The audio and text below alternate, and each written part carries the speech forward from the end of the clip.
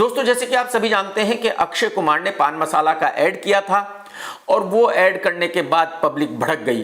Public ने भर भर कर अक्षय कुमार को गालियां दी। ये देखकर अक्की भी डर गया और अक्की ने एक माफीनामा रिलीज किया पब्लिक को उल्लू बनाने के लिए। ठीक वैसे ही जैसे कि वो पिछले 10 साल से पब्लिक को उल्लू बनाता आ रहा है और अपने आप को देशभक्त बताता आ रहा है। इस माफीनामा में अक्की ने कहा कि मुझे पान मसाला के ऐड से जो भी पैसे मिले हैं वो मैं किसी अच्छे काम पर खर्च करूंगा और ये ऐड करने के लिए मैं पब्लिक से माफी मांगता हूं। अब मैं राजीव भाटिया उर्फ अक्की से ये जानना चाहता हूं कि भाई साहब वैसे तो आप 12वीं फेल हो, लेकिन आप अपने आप को जीनियस क्यों समझते हो? आपको ऐसा क्यों लगता है कि बस आप ही होशियार हो और बाकी सारी दुनिया बेवकूफ है, बाकी किसी को कुछ पता नहीं है? तो बस आप जो भी कहोगे पब्लिक उसी पर यकीन करेगी क्योंकि आप तो भगवान हो।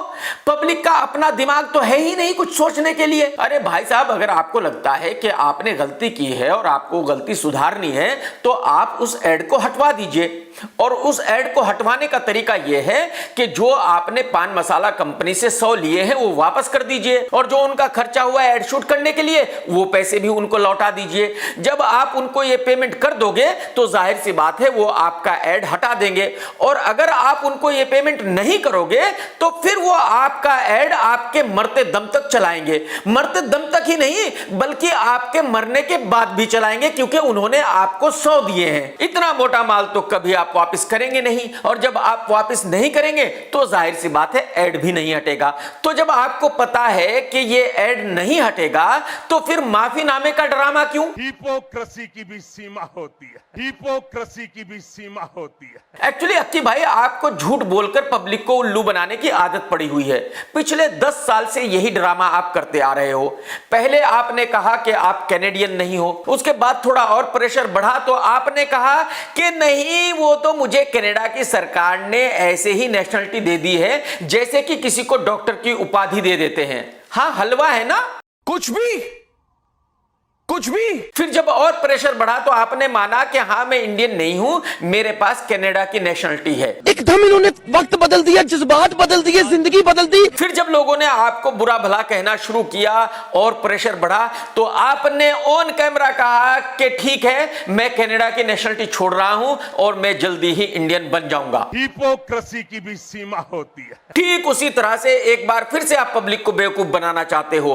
आप फिर साबित करना चाहते हो कि आप बहुत बड़े जीनियस हो और पब्लिक बेवकूफ है, जो आप कहेंगे वो पब्लिक मान जाएगी। लेकिन इस बार ऐसा होगा नहीं और उसका रीजन भाटिया साहब यह है कि पब्लिक आपकी असलियत जान चुकी है।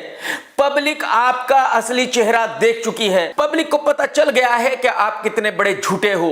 पब्लिक को समझ आ गया है कि आप जो भी देशभक्ति का ड्रामा करते हो वो सिर्फ पैसों के लिए करते हो, जबकि हकीकत यह है कि आप जो भी करते हो वो अपने फायदे के लिए करते हो, पैसों के लिए करते हो और पैसों के लिए आप कुछ भी कर सकते हो। 12वीं फेल राजीव भाटिया साहब आपको अच्छी तरह याद होगा कि जब पेट्रोल की प्राइस 62 रुपीज पर लीटर थी तो आपने ट्वीट किया था, आपने कहा था कि भाई सब लोग साइकिल निकाल लो, साइकिल की सर्विस कर लो क्योंकि अब तो गाड़ियां नहीं चलाई जा सकती। पेट्रोल इतना महंगा हो गया है कि या तो साइकिल की सवारी करनी पड़ेगी या तो पैदल चलना पड़ेगा। और आज जब देश में पेट्रोल की प्राइस डबल है यानी कि 125 रुपीज पर लीटर है तब आप चुप हैं, तब आपको कोई प्रॉब्लम नहीं है। उसका रीजन यह है कि उस वक्त ट्वीट करने के लिए आपको किसी ने मोटा माल दिया था। अब आपको कोई मोटा माल दे नहीं रहा तो जाहिर सी बात है आप क्यों कुछ बोलोगे? क्या जरूरत है आपको कुछ बोलने की? भाई आप तो जो भी करते हो पैसों के लिए करते हो, बिना पैसों के तो आप कुछ करोगे नहीं। एकदम इन्होंने वक्त बदल दिया, जज्बात बदल दिए, जिंदगी बदल दी। तो भाटिया साहब ये मान लीजिए कि पब्लिक ये आपकी असलियत जान चुकी है और आपको अच्छी तरह से पहचान चुकी है। और 12वीं फेल भाटिया साहब ये ड्रामा आप आज से नहीं कर रहे हो बल्कि ये ड्रामा आप उस वक्त से कर रहे हो जब आप हीरो बने ही थे। आप खुद ही देख लीजिए कि उस वक्त आपने कौन सी सिगरेट का ऐड किया था। उसके बाद आप अचानक देशभक्त बन गए और आपने सरकारी ऐड कर दिया। हीरोगिरी ये पीने में नहीं है, ये देने में। फूफू करने में हीरोगिरी नहीं है, फूफू करने में हीरोगिरी नहीं है, माल बटोरने में हीरोगिरी है, माल बटोरने में हीरोगिरी है ना भाटिया साहब? हिपोक्रेसी की भी सीमा होती है। ये सरकारी ऐड करके कुछ साल ही हुए थे कि आपने पान मसाला का ऐड कर दिया क्योंकि वहां से मोटा माल मिल गया। अब मोटा माल मिल गया तो अच्छाई गई भाड़ में, देशभक्ति गई तेल लेने। हिपोक्रेसी की भी सीमा होती है। पब्लिक को आपको समझने में थोड़ा टाइम लगा लेकिन भाटिया साहब अब पब्लिक आपको पूरी तरह समझ गई, पूरी तरह आपको पहचान गई है कि आप जो भी करते हो सिर्फ पैसों के लिए करते हो।